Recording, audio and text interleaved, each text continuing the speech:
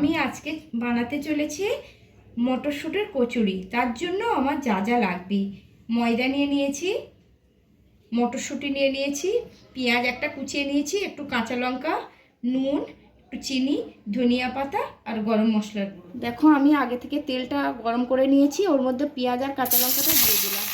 দেখো আমি মটরশুঁটিটা দিয়ে দিলাম।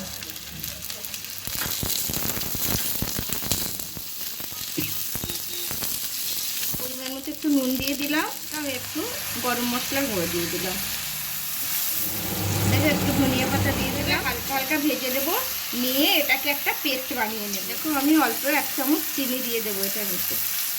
আমি এটা 10 মিনিট ধরে ভালো করে এটা ফ্রাই করে নেব, ভালো করে একদম ভেজে নেব। ভেজে নেওয়ার পরে এটা মিক্সিতে আমি করে নেব, পেস্ট বানিয়ে নেব। তোমরা এইভাবে একদিন ঘরে কচুরি করে দেখো, মটরশুঁটির খুব সুন্দর টেস্ট হয়। শীতকাল পড়েছে যেহেতু, ওই জন্য আমি একটু কচুরি করছি। এটা হয়ে গেছে, আমি এটা ঠান্ডা করে নেব, তারপরে পেস্ট করব। আমি 10 মিনিটের জন্য এটা ঠান্ডা করতে দেবো। দেখো এটাকে আমি একটা পেস্ট বানিয়ে নেব। বানিয়ে নিয়েছি।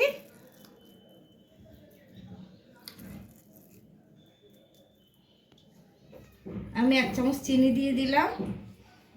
দেখো আমি এই ময়দার মধ্যে একটু নুন দিয়ে দিলাম, পরিমাণ মতো পাউডার দিয়ে দিলাম। এটা অপশনাল, তোমরা দিতে পারো নাও দিতে পারো। এটা দিলে খুব সুন্দর নরম থাকে, তুমি একদিন রেখেও খেতে পারবে, একই রকম নরম দিয়ে দিলাম। আমি এটাকে ভালো করে মিক্সড করে নেব। আমি একটু হালকা হালকা গরম জল করে রেখেছি, ওই জল দিয়ে এটা মাখাবো, হালকা গরম জল দিয়ে মাখাবো। আমি মাখিয়ে নেব।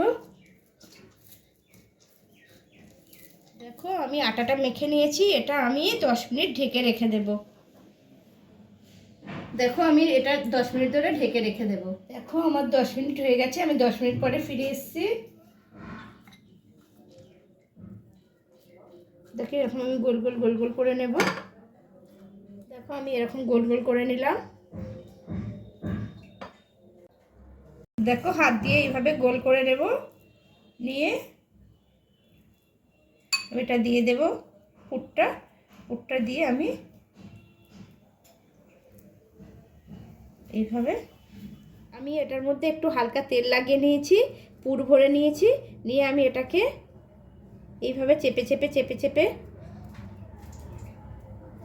আমি বেলবো না, এটা এইভাবে করে নেব। আমি এটা করে নেব।